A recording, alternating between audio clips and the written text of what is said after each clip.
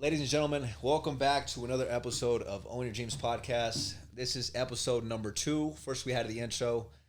Last podcast was episode number 1, and this is episode number 2. And today, I have a very special guest with me.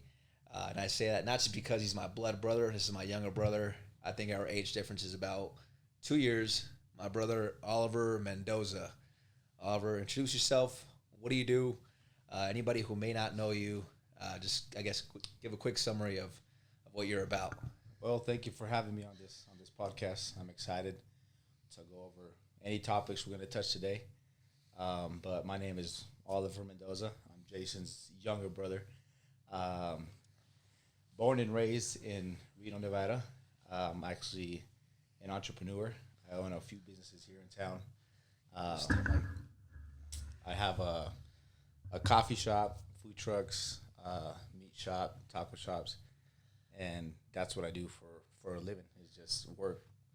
I'm literally a workaholic. I work 7 days a week. I love what I do. And yeah, Works 8 days a week.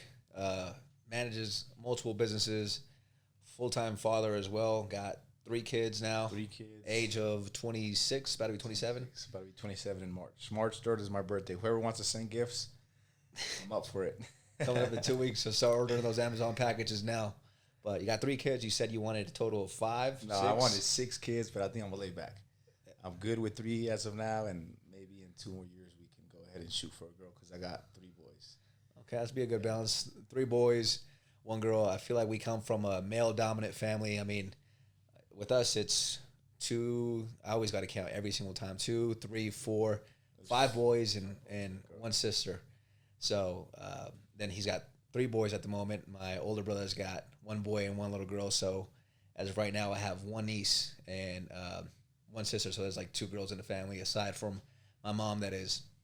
So yeah, hopefully you get a girl on the next time. Hopefully in 2 years we'll give it a shot. Yeah, so we'll see. But yeah, I mean, a quick little, I guess, introduction on what we will be talking about today. Honestly, we just sat down, we turned on the mics, we turned on the camera. I want to keep this as raw as possible, but one thing that I want to let be known is that I don't ever want to come off as, I have all the answers. I'm sure Oliver can agree that he doesn't have all the answers, but the whole point of this is to basically share anything that you feel like has maybe been valuable to you and anything that you have done, overcoming certain struggles, or, somebody may be watching you and maybe has the aspiration of doing something similar to what you're doing or have been doing, or any struggles that you may have overcame that they may be struggling with, what kind of things maybe we can share or you can share that has helped you with those struggles, or to get whatever it is that you're doing today, right? So that's basically the main standpoint that I want to be speaking from, and I think I'm sure you would agree as well, because I truly believe none of us have all the answers. We're constantly trying to figure things out. You feel like you have this part of your life figured out, or this particular moment or whatever you've done figured out, but as we constantly strive for more, there's always new challenges, and we're always kind of scratching our head and wondering how can we level up to the next level. So it's a constant trial and error thing, and once again, just kind of to reiterate that we never have everything fully figured out. Would you agree? I agree with that, yeah. I mean, yeah, you never have everything figured out, but yeah, the whole point of the podcast, like he said, we got here, he hit me up, I was at work, hey, come over, let's had a chat, and we decided to do a podcast together. But I think that, speaking for me personally, I can provide on the experience of things that I've been through, and hopefully provide value to the people watching, because we're no one special. At the end of the day, we're no one special, but we can definitely provide value and talk about situations and obstacles that we've overcame and thought we weren't ever going to overcome, and we made it happen. So yeah, I'm super excited to touch up on any topics that come to mind, and Let's do it. Yeah, it's funny that he says that we're nowhere special, and some people might be like, well, give yourself some credit. I'm sure he means that not in a way to put himself down, but it's funny because I actually just got done talking to somebody on the phone. Somebody I cold called the other day. I want to go check out his property. I posted his property on my story. I don't know if you saw that, but it's basically a super, super nice condo. This guy's put a ton of money into it here in Reno. It has like a Japanese theme. And okay, I did see that, yeah. A little bit about this guy. I guess he's one of the founders of IGT, the game slots and the casinos and stuff like that. Then he came up with this toy brand. I guess he's been in the Toy Hall of Fame twice. And then with this company, he's had over 8,000 employees. So this guy's had a massive amount of success. He has a TED Talk, 1.5 million views. He told me to look up his video, and super cool guy from the conversation that I just had with him on the phone. And he has a book called Leadership Without Ego. And I guess at the end of that book, he has this line that says, if you think you're somebody special, or if you think you're something special, you're not. And this is coming from somebody that's had a crazy amount of success from, like I said, the things that he's told me, and I mean the evidence that I've found online about him. And basically, one of the biggest things is that as a CEO in this case, because I guess he mentors CEOs, is that you're basically a servant. A lot of people think that you got this title of a boss man or CEO or whatever, and you're the one calling all the shots. But he has this big thing on saying the biggest thing that makes somebody a great leader is you are a servant. You're there to serve, whether if it's your employees. In my case, it's my clients. If I can't genuinely sit there and serve my people, it makes me a horrible quote unquote leader. If I can even call myself that at that point, because you got to lead by example. That's I think why it says a leader. But what do you think about that? What's the approach that you take? Because there's quite a bit of employees with the carniceria, the food truck, the coffee shop. What's your approach with the people that help you with your businesses? What's your approach with that? Well, I'm on the same page as you are. I feel like you do have to be a great leader. You might have the title or the position, that you're the boss or you call the shots, like you say. But if you let that shit get to you, then I feel like, you're in the wrong. If you do lead by example, I think you're gonna be much more respected by your friends or your employees that you have. They'll respect you much more, and they'll do much of a greater job, and they'll enjoy what they're doing, and they'll enjoy doing it for you as the boss, and provide that as well to the clients and to the business as well. But yeah, that's what I think on that.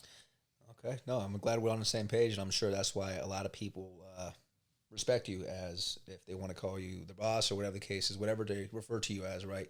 And it's funny because this same guy, I just got a whole bunch of little nuggets from this guy's phone call that I was just on in the last 30 minutes. He says, you're not here to be liked, you're not here to be loved, you're here to be respected. And ultimately, I think one of the biggest ways to gain respect is to give respect. Respect people for who they are, for what they're about. At the end of the day, we're all human beings, regardless of these titles that I feel like today's world pedestalizes. At the end of the day, we're all human beings, and that means something. How did you even get started off with getting into business to begin with? So my parents back in the day, it was like 2015 that the opportunity popped up where they were going to open that, taco shop in Carniceria there in Sun Valley, when that other business, didn't make it. And that's where I practically started. At the time I was 16 years old. I was working at Little Caesars. Yep. I was there for almost 2 years. I was bringing home the bombest fucking pizzas every night. House. Remember that shit? Every night, the rubber chicken wings. Yeah, and just stuffing the crust with a whole bunch of crazy, meats and cheese, and bringing it home and enjoying pizza with the family and shit. That was a good time. But I remember, I was working at Little Caesars at the time.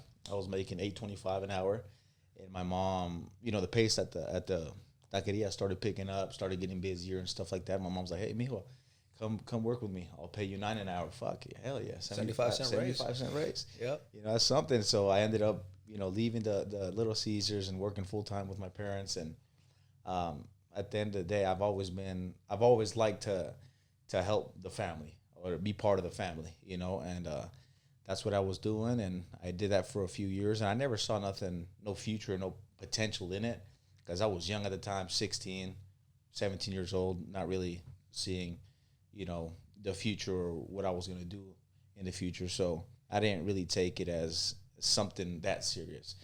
But when I started to see, my parents or our family live a little better life, I'm not struggling as much as we were, then I saw that there was potential in the business, and that's when I started to take it a little bit more serious. Started, reading books on it and watching, podcasts on people who own businesses at a young age and stuff like that. And I try to be one of the biggest supporters in the business. I'm helping my parents as well. So at that time, a few years go by, and saw the opportunity to open up expand the carniceria. That's where we expanded next to Subway and got that building as well. And we ended up getting that, expanded the business. And, yeah, from there, it just skyrocketed. I mean, ever since I started to open my own business as well, and ever since it's been doing good. What's the first business you went off and opened? The first one, and it was with you. Remember we used to sell hot dogs? I wouldn't even consider that an actual business. That was, we didn't have a damn license, but it was a venture. We weren't licensed or anything. We didn't know how to start, where to start. I mean, yeah, we already had the taqueria, but I was young. You were young. And I remember I told you, or I don't know how the idea came up, but my dad had a hot dog stand that was sitting at that the coffee shop now. At the time, it wasn't a coffee shop. It was just a abandoned building that my parents had. But I remember that they had a hot dog stand, and I was like, you know what, I want to do something. I want to start something. So I think we started that bacon wrapped hot dogs. We sell bacon wrapped hot dogs and jarritos. Yeah. So I don't know if you remember that. We actually got on my Instagram page. I got a picture of that and telling the story on that as well. And he was there helping out, selling hot dogs and jarritos at the time. Undercooked bacon. Man, I remember that. But I guess you can say that was the first business that I started at for a few months, and ended up going back to the carniceria and taqueria because my mom was like, hey, we're busy. We need your help. I think at the time she offered me, hey, come work. I'll give you 11 an hour. I said, hell yeah. So I left that little business that I had going on and started helping again over here full time. And after that, I opened the coffee shop that now we've been there for 5 years now. But I opened the coffee shop. And, yeah, ever since, I mean, just, investing the money that came in and opening new businesses and providing opportunities for people and being able to provide work for 70 employees, because we have 70 employees, and I appreciate every single one of them. I got a lot of love and respect for every single one of them and what they do in the business. But that's what I love the most about business. Everything else, like money or whatever, that's all a bonus, you can say. But when I open a business or the businesses that I have, I love to genuinely help people, provide, be a provider, to help the people that you can help families and thousands of families, work for you and be in a good environment at the job, and that's what I like the most. That's what I love to do.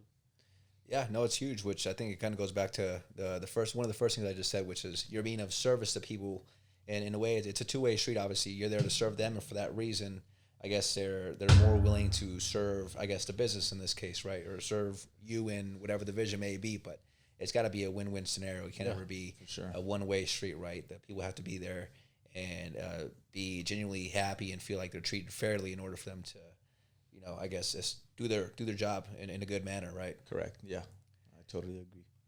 That's awesome. So you had to shut down the doors of the hot dog stand. You shut down the little doors, and you went back to helping my mom and all that good stuff. But I like how you said, in the beginning, it started skyrocketing a little bit, and you started noticing that maybe we weren't struggling as much. Let's touch on that a little bit, because obviously with social media and, I guess people can kind of see the current result of what may be going on right now. And a lot of times people maybe are not really aware of the background, because a lot of times I think people see, maybe as somebody would say, somebody else's chapter 10, and they feel like they're on chapter 1.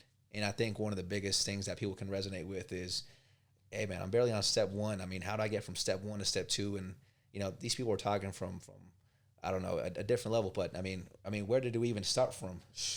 We come from nothing.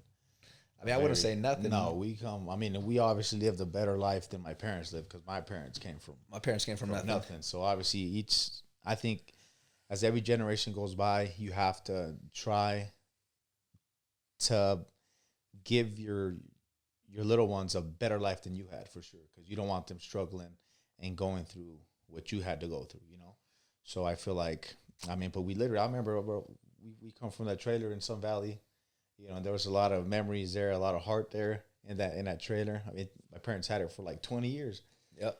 And I remember there'd be sometimes, I don't know, 11, 15 of us living in there, My parents would always love to help people, my uncles, my aunts, this and that, my cousins, and we'd all be bundled up in that, that trailer, But, yeah, I mean, we seen my dad, he was actually working with construction for almost 24 years at Advanced Installation, which is a construction company. And he was working there for many years waking up 4 a.m. Remember, he used to be doing his homework at 4 a.m., 5 a.m., and coming home and just, working that, you can say, 9 to 5 every single day. We literally never even see my dad, only like in the afternoon for a little bit, or the weekends that he'd get off, but he'd work usually Monday through Saturday. And my mom's always been a stay-home mom, always stay home, cooks, cleans. She obviously had her jobs here and there as well, but she's always been the one that nurtured us at home.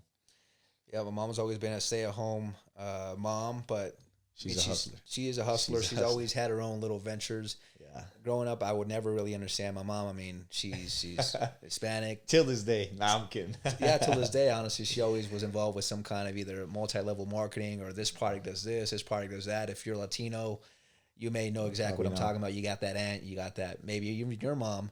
But they're always into something. This is a new hottest thing. This is a new hottest thing. This thing cures cancer. And, the pyramid and this and that. And which at the end of the day, I mean, I think there's a lot to learn from that kind of work. I mean, just sales and, basically just everything that maybe business can be about. So, but growing up, I never really would understand exactly why my mom would go from one thing to the next thing to the next thing. I guess I didn't have that type of ability to recognize what they're really trying to do. And, as you get older, I think we're all just trying to figure things out. And I think that's one thing that I can definitely admire about my mom is the fact that she just went from thing after thing after thing. And I guess a lot of people in today's day, you can say that maybe this thing didn't work out or somebody might label it as a failure. But my mom went on to the next thing with just as much enthusiasm as the last, like as if this is the new latest, hottest thing, and she was sold on it. And I think for that reason, they were able to stumble across what is now the Carniceria. And it's funny because when my parents first were saying that they're going to open the Carniceria, it's just like I feel like my parents were just onto like a different little business venture, like all the other ones. I'm like, oh, here they go. Yeah, for sure. Here they go again, and we'll see what comes up out of it. And I mean, I think my parents were literally like scraping money together. They started off with whatever they could start off with, right? Well, I remember my dad, he got some money out his 401k. I don't know how much it was, but they did have to get a couple loans or borrowed money from family members, aunts, uncles, and stuff like that. Eventually, I don't know if in total, I remember they told me they probably got like $50,000 that were saved up, and that's what they started with. But yeah, it's pretty crazy. It's crazy and it's very inspirational because, I mean, how many times do people like myself, I'm guilty of this myself, I overthink the hell out of things sometimes, thinking I need to have everything perfectly lined up in order for me to take that first step. My parents literally started off, their menu was a damn whiteboard. I think they had, 5 items on the damn menu, 6 items on the menu. Yeah, something like that. Yeah, it was a whiteboard. It's a Mexican restaurant with carniceria, so it had a display for the meats. They had like 3 meats in there. They had a couple trays in there, but we were new to the game, and it was scary. It was scary for them to start, and it's like you said, it's an inspiring, that they went for it. Yeah, who knows where. That's like the definition of bootstrapping it, and having all the odds. I mean, not all the odds, but a lot more odds against them than somebody like you and I have. I mean, think about it. You're 40 years old. What, like about 40 years old? My parents were probably 40 years old, roughly. About 40 years old. Have 6 kids. 6 kids, man. No money, no credit. Yeah, no residency, no citizenship.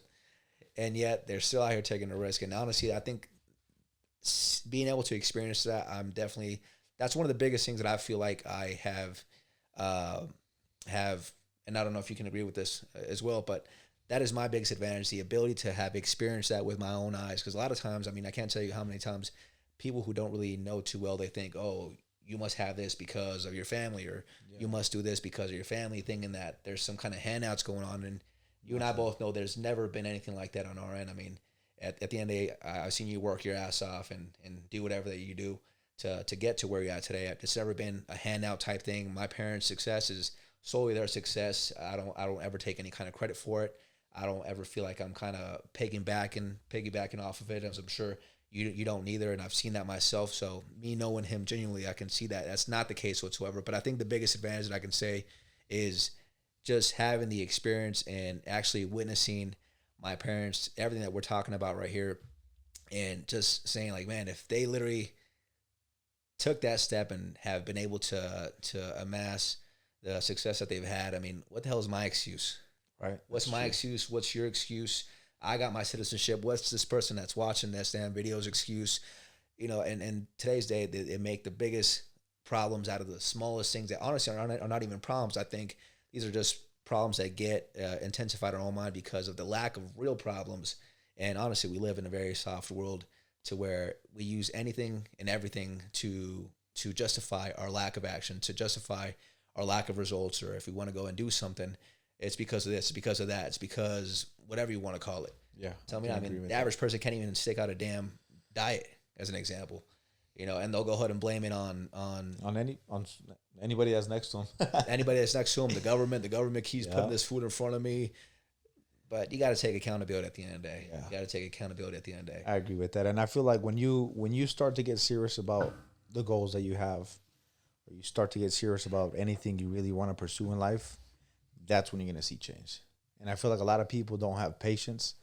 And I tell you firsthand, because I've been there, not having patience makes you give up. You've probably been there too. If you're not patient with something, you're not going to get what you're working towards, right? But once you start to get serious, you have patience and faith that one day, you don't know when, because nothing is promised in this life, right?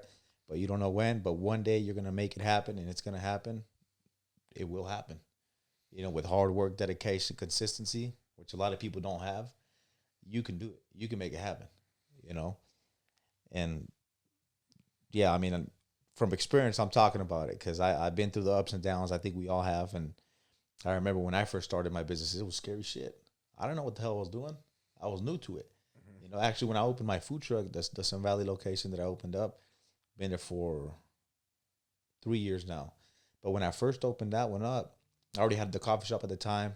I was still working at the taqueria and carniceria, had the coffee shop, and I want to open a food truck. I want to start a food truck, business. So I remember I opened a food truck, and the money that I was making from the carniceria or the coffee shop would just go get invested into the food truck. I'm paying my employees, paying my bills, paying my taxes. I didn't have any money at the time, but I know one day there was going to be something bigger. I had somewhere to stay, living at my parents' house at the time. I had food, obviously restaurants. So, I didn't really need much. Yeah. At the time, I had it all, but I had faith that one day it was going to become something bigger, and thank God it has. And we keep, pursuing, and we keep pushing and to try our very best to keep the businesses going, because it's not easy till this day. After almost 10 years, it's not easy. Yeah. You just gain more experience, and certain situations pop up, and you know how to handle it. And we just don't make excuses. We're going to get it done.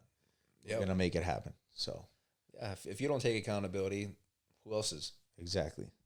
So that's my point of view on that. But yeah, I think from what you're saying, it seems like accountability is almost one of the top things that you need in order for you to do something with business, right? Because if it's not you, like I said, who's going to come in and do the work for you? Who's going to come in and do the prepping for you? Whatever. No one's coming to save you, as they say. Yeah, exactly. Yeah, people won't have these big aspirations, which I'm all for. People having big aspirations, but yet lack some of the most important characteristics in their life, like accountability, being able to do what you say you're going to do. These simple things that I feel like we can work on ourselves on a day-to-day basis with everything that we do on the simplest things, to truly test ourselves. Are we really cut out for this? If not, that's okay. Let me improve on this and kind of just learn how to walk before I can run, and then, so forth and so forth. Yeah, I can agree. So personal development, this podcast overall is revolved around personal development. Do you feel like personal development has helped you with the business ventures or anything that, let's say, you're a father now, anything that you can relate with personal development and how it's helped you maybe with anything going on in your life? How important is personal development, whether if it's in business or being a father, anything you got going on today? It's something it is important in my life. It should be important in maybe everybody's life. Surround yourself with those who you would like to be like, if they're much more successful than you, or if they have this type of mentality that you want. Surround yourself with those people, and eventually you're going to get it. So, yeah, and I think a lot of people have just a discomfort with surrounding themselves with people who are doing better, maybe because they feel inferior, or they feel like maybe they stand out. They're not part of the group.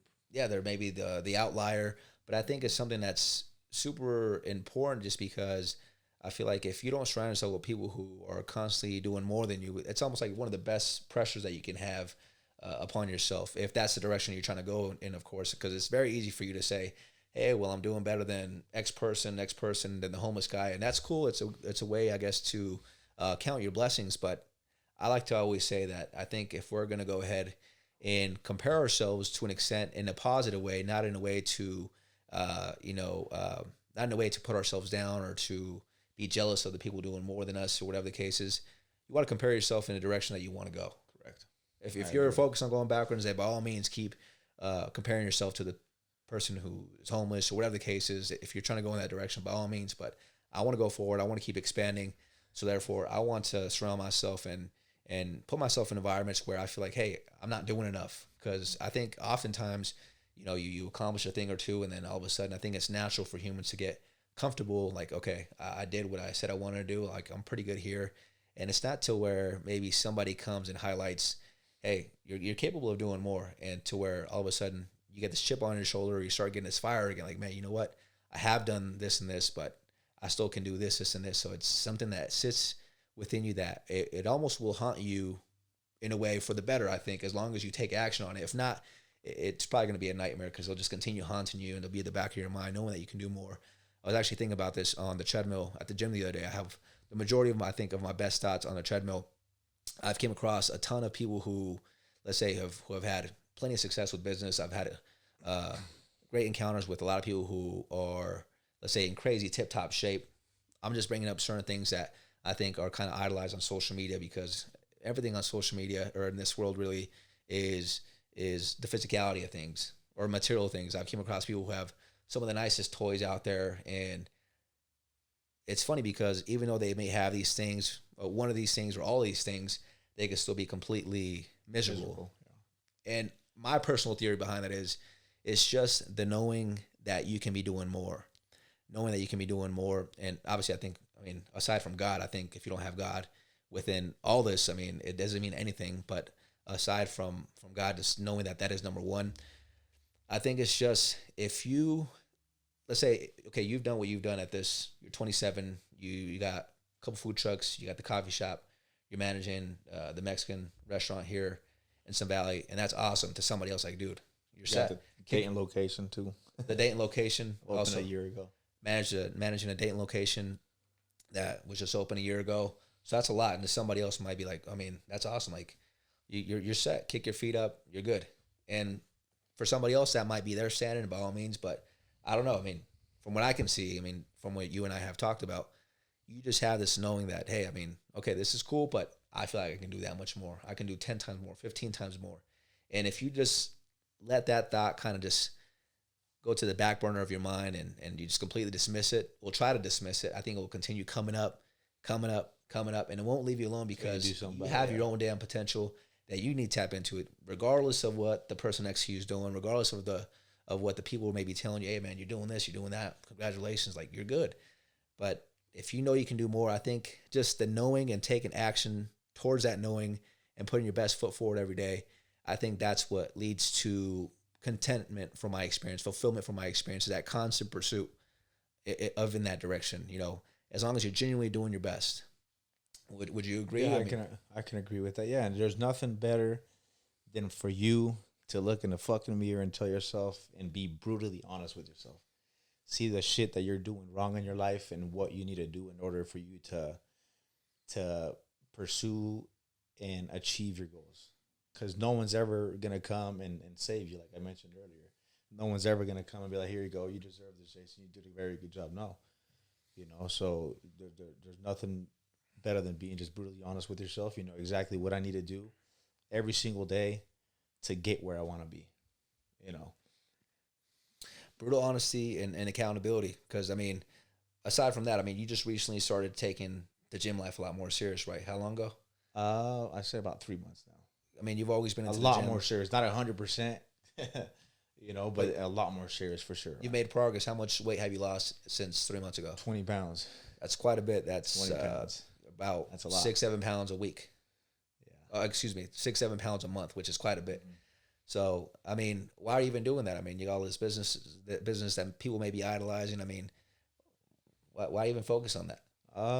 I feel like it plays a very important role, in your life of being fit, being able to wake up early in the morning, hit the gym. It's a very good fresh start for the day.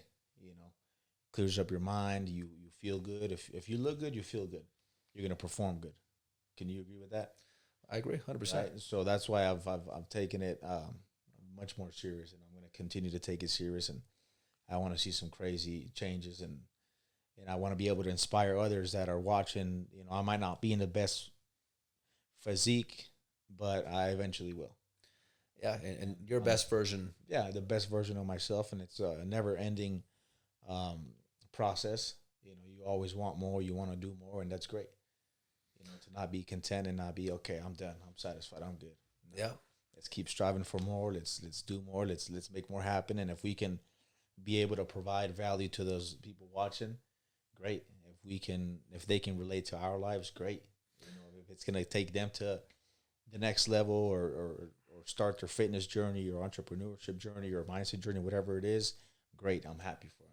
yeah, that's awesome. It's just getting yourself in a place where you feel just an abundance of joy and maybe fulfillment to where you just want to shine it upon everybody around you. In any way, how can we complement one another? How can we sharpen one another? Iron sharpens iron.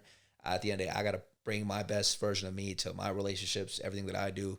That way I can be complimentary towards them, hopefully as maybe complimentary as they may be to me. Because I want to surround myself with people who are on the same boat. I don't want to surround myself with people who are just looking to take. I'm all for giving, sure. But at the same time, you don't want to be pouring into cups with holes at the bottom that will never appreciate, So you want complimentary anything. But the reason I ask that is because I think a lot of times people just have the destination based thinking to where they say, hey, once I reach X amount of savings, once I open up this one business, once I lose 20 pounds, like I'll be good, man. I'll be good. And that the way of thinking literally just, it almost like makes their day-to-day miserable. They don't appreciate maybe what they have in today's day. But like you just said, it's a never-ending thing. It's Correct. A never-ending thing. And going back to what I said, it's like as long as you are constantly in the pursuit of the next best thing, like that's literally what's his name?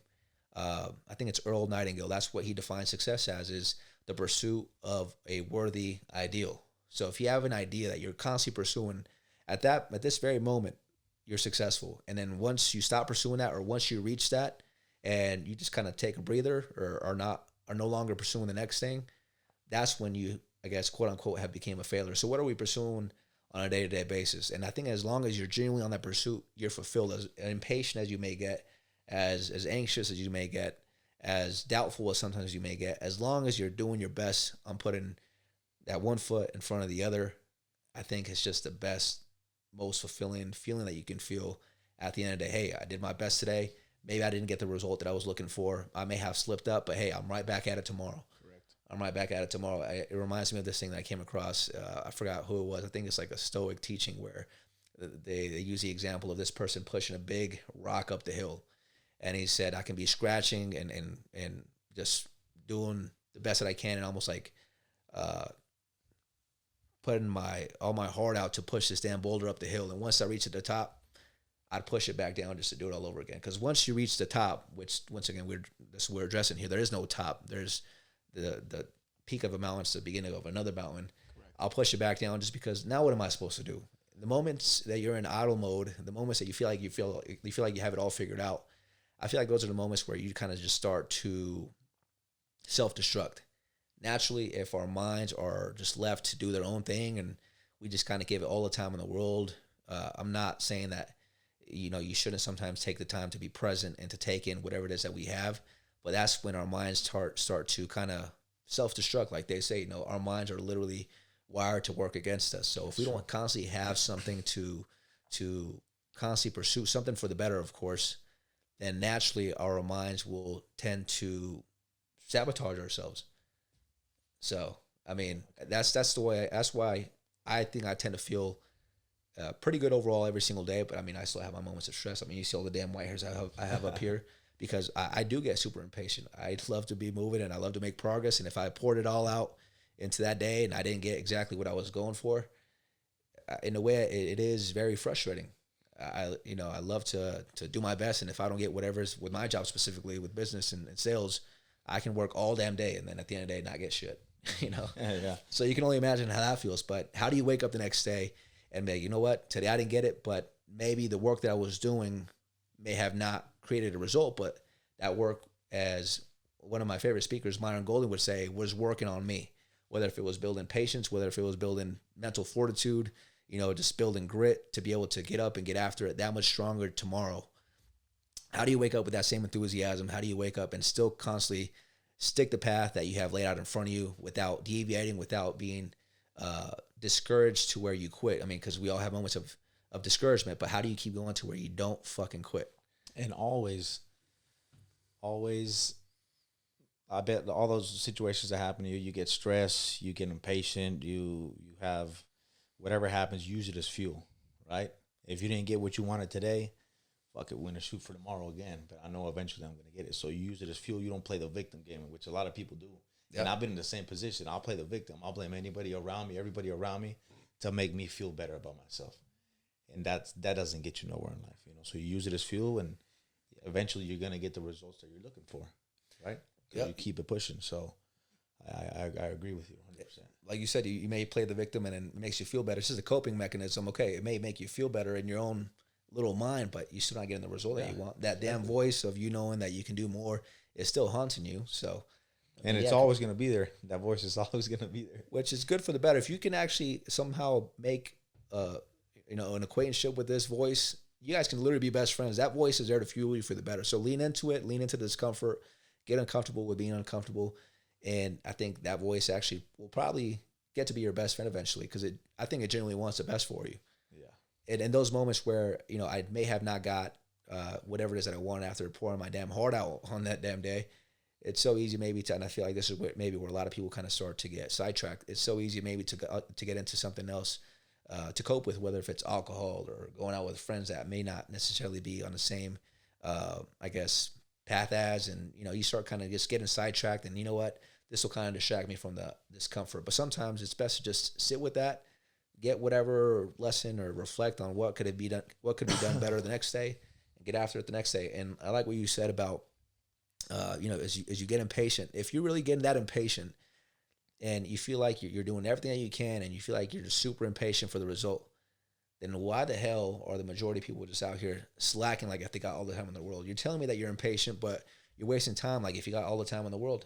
That doesn't reflect somebody who's impatient. And if you're really impatient, I'm expecting to see you back up the next morning, 4 or 5 a.m. and getting after it at 4 or 5 a.m. if you're really as impatient as you say you are. So if you're crying about not having the result that you haven't put the time in to get, don't be crying about, I'm impatient, I've done this, I've done that, and I haven't got the result.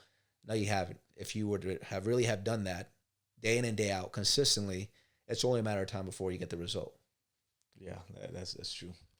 And some people might hear that and they might think that I'm being a dick, but I think that's really being honest. That's the way I operate. Maybe that's why I have so much damn gray hairs, because that's the way I talk to myself. That's the way I've been talking to myself for years, and now my mind's like fully on board, and that's why I keep my damn mind so in check with my habits and everything, because it's taken me so damn long to have my mind finally be on board with whatever it is that I say I'm doing. My mind's on board. It doesn't really give me that much resistance. I mean, I'm human, so obviously I have my moments, but it's usually okay. Yes, sir. And if it's so empowering to just lean into that, just knowing like, hey, I say this, my mind's on board, because just, I don't know if your mind kind of tends to do it. Sometimes you want to hit the snooze button. You don't want to write checks, or, if one of your employees called in, now you got to sub in. You don't want to do a lot of that stuff, but your mind knows like, hey, this is our responsibility. Get it done. Mm-hmm. You get on board, or if not, you're literally in a damn mental warfare within yourself, instead of being responsible for what once you may have been praying for. Correct. Tell me not. At one moment, you would have loved to go sub in and have a business to sub in one of your employees calling in. And now that you got it, all of a sudden your mind starts playing tricks on you. Yeah, that's how it is. That's true. So being able to recognize, I think it's very important. Being able to recognize that, hey, man, the moment that you're in today, I was actually praying about this the other day. I was driving to the gym, and I pray every single morning to the gym. And I was saying that exactly. I was like, God, forgive me if sometimes I may be impatient for a lot of things that I haven't necessarily achieved yet. And maybe sometimes it makes me overlook some of the blessings that you have given me and a lot of the prayers that you have answered for me. but uh, and it's almost like a different perspective knowing that at one moment I was impatient for this exact moment in my life, this exact moment where I'm at today, the headspace that I'm at today, everything I got going on today. At one moment, I was super impatient to get here, and to completely, and now you have it. Like, yeah, I mean, I'm not saying I have the most success or whatever. But I'm saying like the mentality of at one moment I was super impatient to get here. Now that I'm here, I'm super impatient to get here, and this moment is just all a blur. I don't even get to take it in because I don't get to actually stop and appreciate it and go throughout my day with gratitude and genuinely feeling blessed. Obviously, while working towards better. I think that's a good philosophy is, hey, you're great as it is. You've came a long way from where you've started, and we're going to appreciate everything that we have, everything that we have become while working for better. Correct. You're good as it is, but you can be greater, and let's work for that. Not in a way to belittle ourselves or to, you know, lack giving ourselves some credit, but it's just, I think, a good balance to be in. You don't want to be too feeling too accomplished and let that get to your head, but at the same time, you don't want to feel like, hey man, I'm not enough.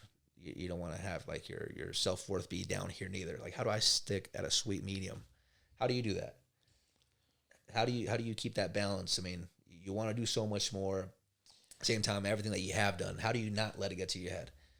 I feel like exactly what you said. Just sometimes you have to stop and be grateful and thank God for where you're at and in the position that you're in today. Because like you once said, I mean, like you said, you once prayed to be where you're at today.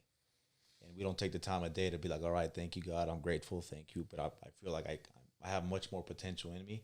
Keep guiding me, and let's keep it going. But yeah, just be grateful for where you're at today, what you have, and be ready for the prayers you're asking for as well, and the future to come. Yeah, gratitude. I think gratitude is genuinely number one. And once again, keeping God first, and material success is awesome, financial success is awesome. But it's not everything, and it's not everything, and it might be to some people, and that's fine. But I feel like if you really do stuff by heart to help others, your blessings are gonna multiply. Yeah, and you're gonna be like, this is crazy. Like, I don't do it for this. I do it generally to help others, and if you really do it that way, then it's gonna be crazy results that you see. Yeah. I mean, it's funny because I don't want to get too spiritual on this, but I think God and the Bible is one of the most powerful things. It is the most powerful thing anybody can stumble across. And whether if you believe in God or not, or if you're spiritual or not, I think there's a lot to take away from this. But that's where that verse that says, seek the kingdom of God first, and put God first in everything that you do, and then His kingdom will be added unto you.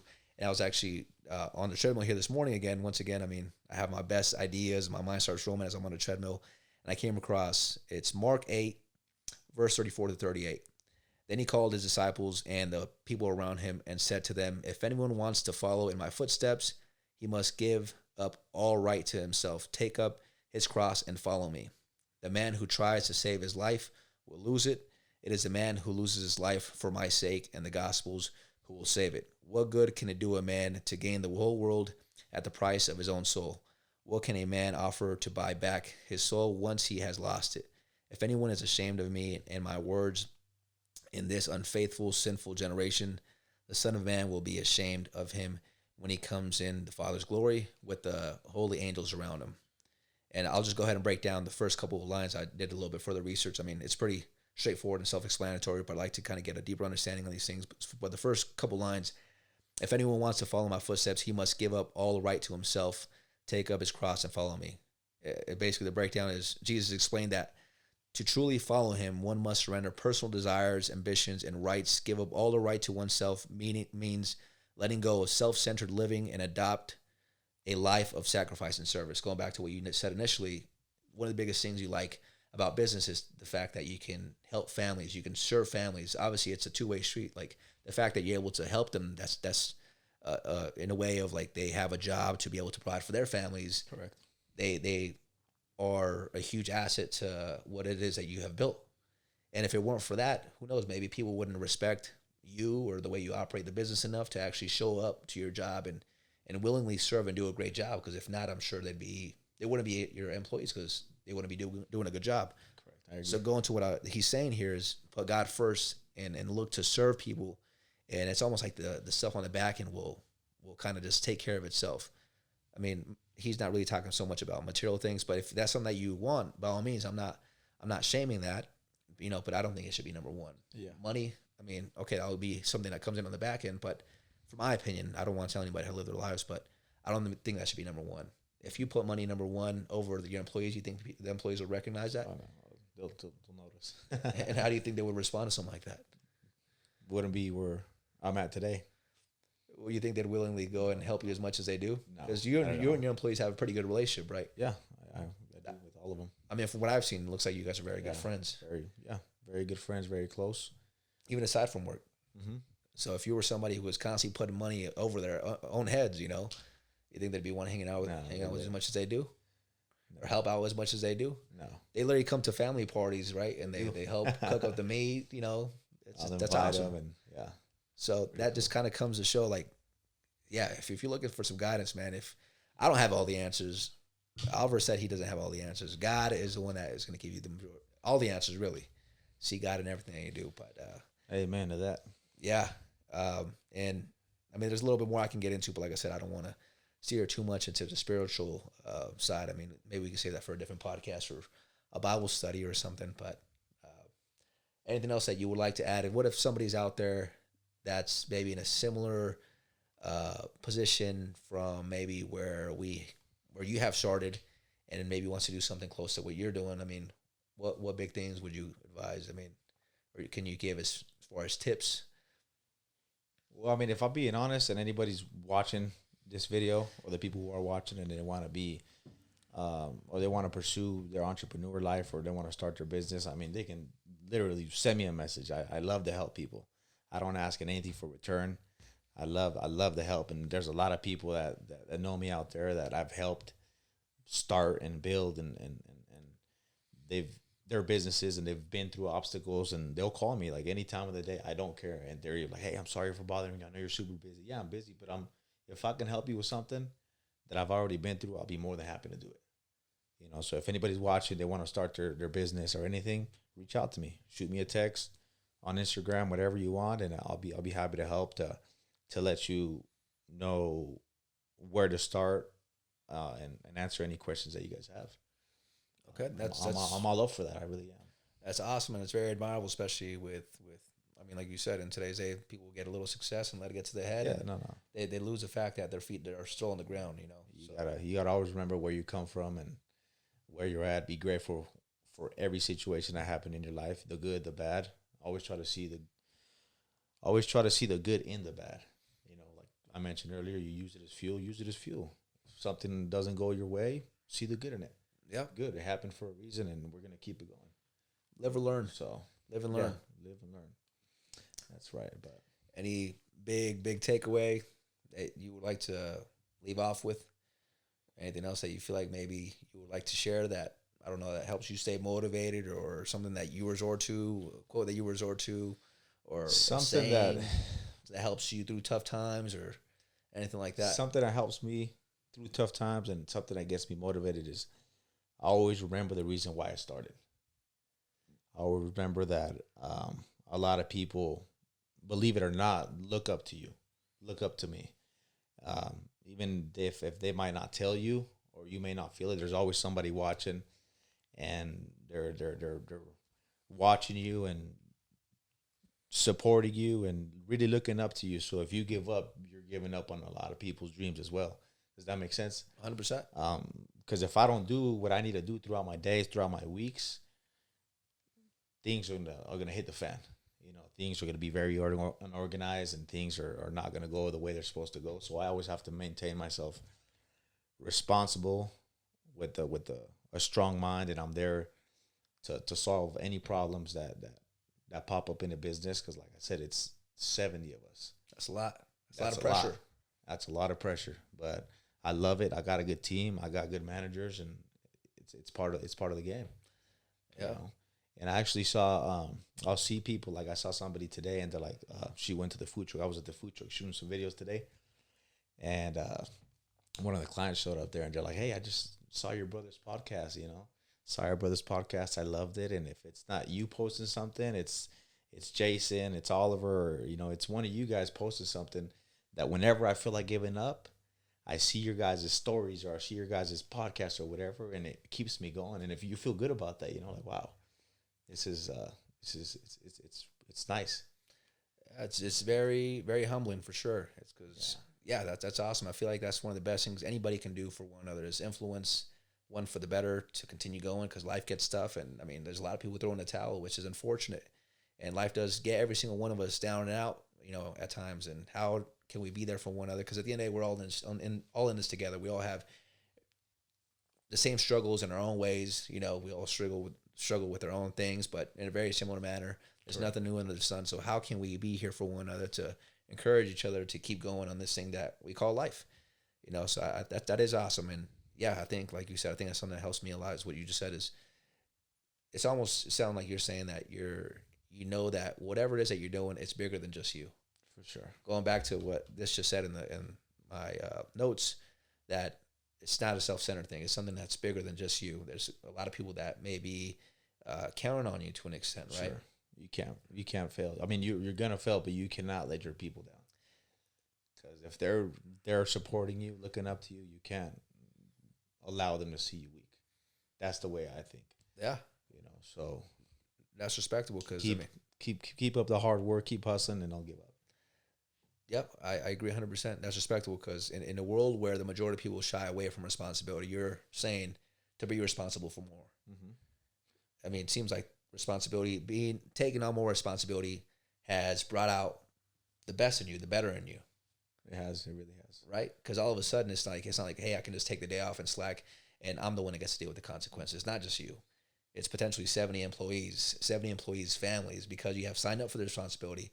And like you said, it's a lot of pressure, but I mean, what has that pressure done to you? Has the pressure has it affected you for the worse, for the better? No, I mean, it's turned me into the person I am today.